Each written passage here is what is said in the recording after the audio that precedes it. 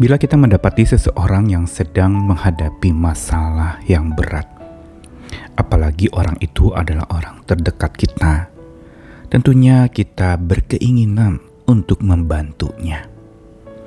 Dengan segala macam cara dan upaya kita coba membuat orang itu bisa reda masalahnya, bisa selesai masalahnya.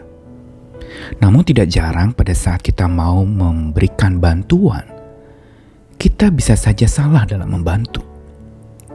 Mungkin maksudnya supaya cepat kita berikan bantuan instan yang langsung kontan kita lakukan demi supaya masalah orang itu selesai. Tetapi sebenarnya solusi instan dalam membantu seseorang itu belum tentu merupakan solusi yang tepat untuk orang yang menghadapi masalah. Karena ada banyak bantuan yang kita berikan kepada seseorang yang menghadapi masalah, bantuan yang justru mengerdilkan, membuat orang itu justru tidak terampil dalam menghadapi masalah berikutnya bila dia menghadapi lagi. Bantuan yang seringkali justru membuat seseorang tidak menjadi dewasa, membuat dia menjadi seperti kanak-kanak karena selalu tawaran instan atau solusi instan diberikan kepadanya. Dan ini tentu saja membuat jiwa seseorang menjadi kerdil, karena dia tidak diberikan kesempatan untuk berandil, untuk bisa menyelesaikan masalahnya sendiri.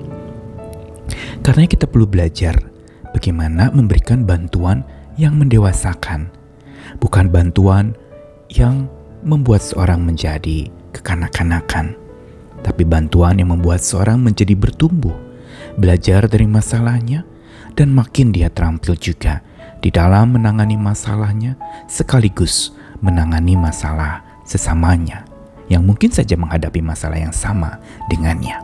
Mari kita belajar bantuan yang mendewasakan. Saya Nikolas Kurniawan kembali menyapa dengan sabda Tuhan yang diambil dari 2 ayat firman Tuhan. Pertama dari Ibrani pasal yang keempat ayat yang ke-15. Sebab imam besar yang kita punya bukanlah imam besar yang tidak dapat turut merasakan kelemahan-kelemahan kita. Sebaliknya sama dengan kita, ia telah dicobai, hanya tidak berbuat dosa. Lalu Roma 12 ayat 15 dikatakan, bersukacitalah dengan orang yang bersukacita, dan menangislah dengan orang yang menangis. Godaan terbesar saat kita mendapati seseorang memiliki masalah yang berat dan besar dalam hidupnya adalah kita mau tarik dia keluar dari masalah itu. Kita mau membantu dia dengan mengajak dia untuk sesegera mungkin bisa mengatasi masalahnya. Dengan cara apa? Lari dari masalah itu, keluar dari masalah itu. Padahal cara ini sebenarnya cara cepat yang belum tentu tepat.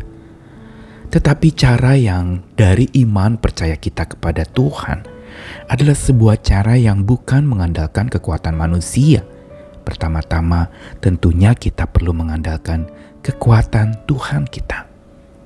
Namun yang menarik lagi adalah bahwa Tuhan kita di dalam menangani masalah yang dihadapi oleh umatnya, oleh ciptaannya, itu adalah dengan cara yang bukan memberi solusi instan, tapi justru dia masuk ke dalam pergumulan seseorang, dia ikut merasakan kelemahan-kelemahannya, dia berempati. Sebuah istilah yang mau memberitahu kepada kita, I feel what you feel. Saya rasakan apa yang engkau rasakan. I feel what you feel bukan I know what you feel. Berarti kalau I feel what you feel, saya merasakan apa yang kau rasakan, bukan sekedar, oh saya tahu apa yang kamu rasakan. Karena belum tentu orang mengatakan I know what you feel, dia feel what others feel. Bukan berarti bahwa setiap kali dikatakan oh saya tahu kamu merasakan ini itu. Bukan itu sebenarnya yang dibutuhkan oleh orang yang sedang merasakan galau, sedih, duka cita berkabung. Tapi kita mungkin tidak banyak bicara, kita berdiam, menemani dia, dan lalu kemudian kita merasakan apa yang dia rasakan, bahkan ikut menangis dengan dia. mengeluarkan air mata sama seperti dia juga mengeluarkan air mata. Ikut bersedih sama seperti dia juga sedih. Dan inilah yang bukan Tuhan abaikan.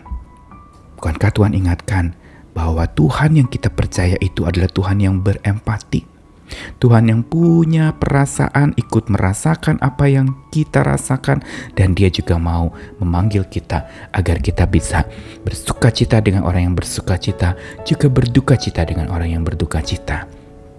Panggilan ini adalah sebuah panggilan sederhana, tapi seringkali kita gagal dalam melakukannya. Sementara Tuhan kita adalah Tuhan yang berempati, Dia merasakan apa yang kita rasakan. Dia juga mengalami bagaimana dicobai, bagaimana dia juga tergoda oleh berbagai macam masalah di dalam hidup di dunia ini. Tetapi Dia bisa kuat mengatasinya. Dan karenanya kita dipanggil untuk mendekat kepadanya dan juga ikut mempraktekkan dan mengalami apa yang Dia alami, yaitu ikut merasakan. Ini bagian yang patut kita bangun di dalam hubungan kita dengan sesama kita tentunya. Karena Tuhan sudah terlebih dahulu merasakan apa yang kita rasakan, kita juga dipanggil untuk memberikan bantuan yang mendewasakan, yang berangkat dari keinginan merasakan apa yang orang lain rasakan. Karena pesan sabda Tuhan hari ini mau memberitahu dan mengajak kita untuk membantu orang yang bermasalah, bukan untuk lari dari masalahnya, tetapi masuklah ke dalam dirinya. Ikutlah rasakan apa yang dirasakannya. Ajaklah dia menghadapi masalah itu dan temani dia tangani masalahnya. Supaya dia dewasa, dia bertumbuh, dan bantuan yang kita berikan bukan bantuan sia-sia yang menyebabkan dia bebas dari masalah, membuat dia lolos dari masalah, tapi dia lulus dari masalah. Berarti ada pembelajaran di sana, ada sebuah proses dia didewasakan lewat masalah yang dia hadapi. Mari kita belajar memberikan bantuan yang mendewasakan sesama kita bersama dengan kasih Tuhan, hikmat-Nya yang menemani kita, bijaksananya yang membuat kita makin menjadi pribadi yang dewasa dan mendewasakan sesama kita. Tuhan mengasihi kita. Amin.